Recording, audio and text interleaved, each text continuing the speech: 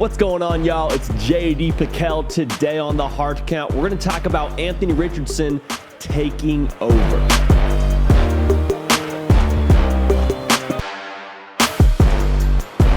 Welcome into the Hard Count, the people's show for every single thing that you know and love about college football. It happens here on a daily basis. Nick Brake doing the heavy lifting. You can help drive the show by subscribing to the channel.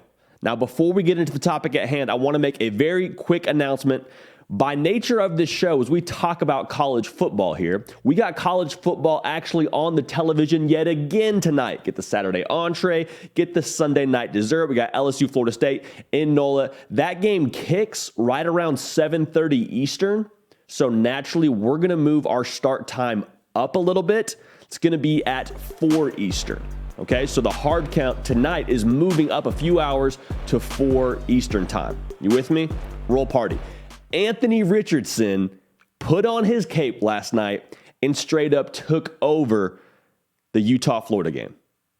I mean, biggest moment of his career, walks into the swamp with his first start as the guy for Florida and just put on an absolute show. Listen to these numbers. 17 of 24, 168 yards, no interceptions. That was crucial. We talked about it before the game even started. We said if Anthony Richardson can keep from having those poor decisions that come back and bite him, and can he keep from keeping his team in a tough spot with forcing the ball downfield and turning it over or having a fumble or whatever it is, because we had some of those concerns going into this game about AR. We'd seen him sort of try and push the ball downfield and get a little bit greedy and have some questionable decisions. None of that from him in this game. Played borderline flawless in that respect. Also looked really good in their intermediate game. It was the Monsoon Bowl, so nobody had a great feel on the football. You kind of had the wet ball drill every other play. But in the stuff that was 10 to 12 yards downfield, he looked like he was in command. The ball had zip. The ball looked like a clean spiral. He looked really efficient throwing the football, and that's the key factor. Then running the ball, 11 carries, over 100 yards, 3 touchdowns, some really timely plays.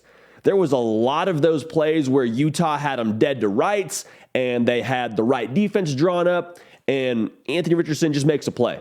Billy Napier had a hilarious quote in his press conference. He says, "My wife could call plays with that guy playing quarterback." I don't think that's a knock on Billy Napier's wife as much as it is a credit to AR and what he did in this game. And this was exactly the kind of game that AR needed to have in a stage like this. Top 10 team coming into your place with the entire world watching. And again, what is your first start as the man at Florida? And just absolutely put on a show.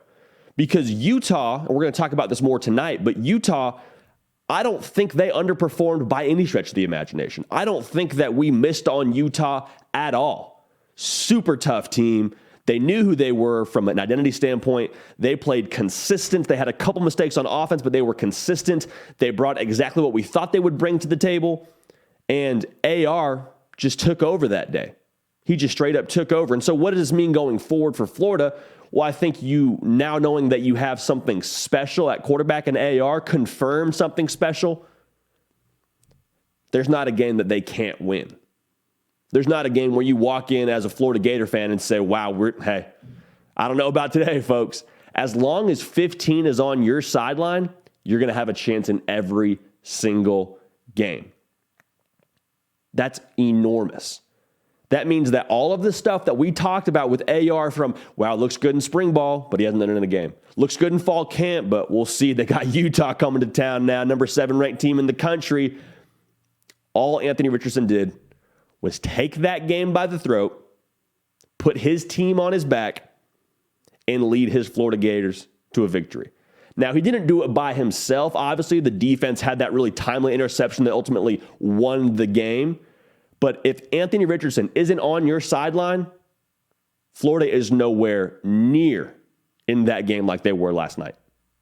So crucial win for Billy Napier in the first game in the Napier era.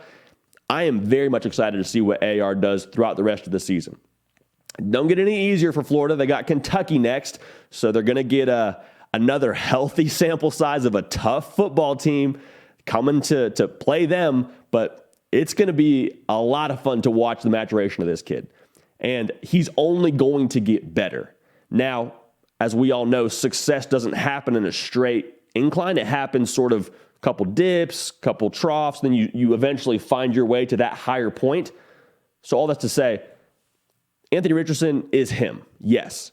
But let's temper expectations just a touch, because he needs to still have some help around him to be able to continue to win games.